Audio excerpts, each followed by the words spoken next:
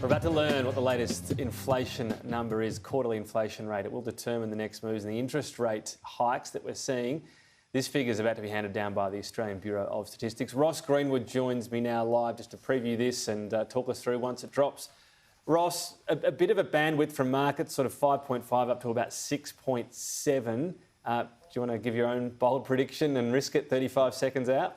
Yeah, the consensus is around 6.2%, Tom. And if that's the case, then it would be the highest quarterly inflation rate Australia has seen since December 1990, so some 31 years ago. The reason inflation will jump is pretty obvious to a lot of people.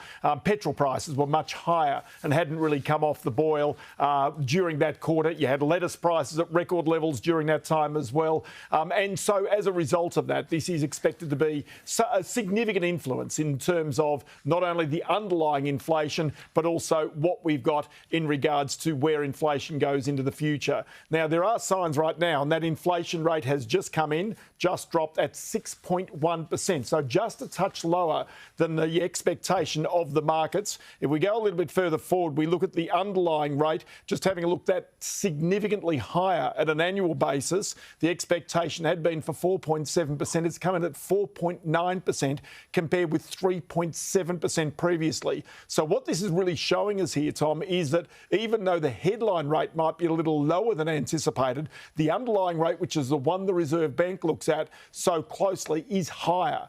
And that is a fundamental problem because it means that some of the inflation is becoming sticky in our economy. This is what the Reserve Bank is keen to drive out of the economy with higher interest rates, and probably is a prelude to at least another 0.5% increase in interest rates when the Reserve Bank next meets. You can see here the headline rate of inflation from the pandemic, where really it got down to almost zero, but then rising up to this 6.1% mark. And as I say, it's likely that this is going to continue at least into this current quarter. Though there are some signs with petrol prices falling, it could come off just a touch.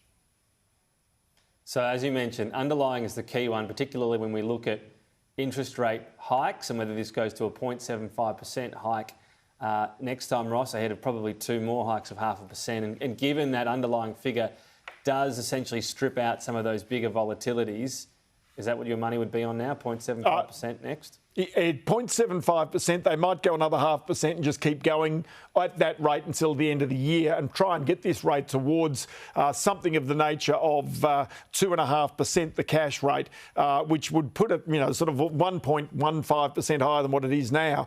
Now, just having a quick look at some of the bits and pieces out of the Bureau of Statistics today, they're effectively looking at some of the biggest aspects of the inflation rate. So, say for example, you've got housing, the cost of housing up 9% over the past year.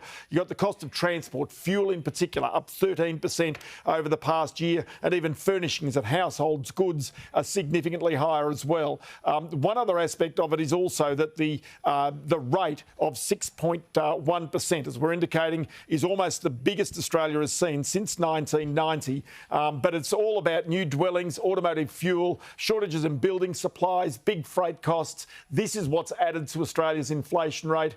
And indeed, one of the interesting points about this, I do note that money market interest rates, just the 3-year government bond rates, have come off again today on the back of this announcement from the Bureau of Statistics. These have been falling for some time, and in many ways, I guess that this rate is giving the markets a chance to look beyond this rate rise cycle of the Reserve Bank with a view that perhaps they're ultimately going to have to start cutting rates by late next year. So that's also a part of this story as well.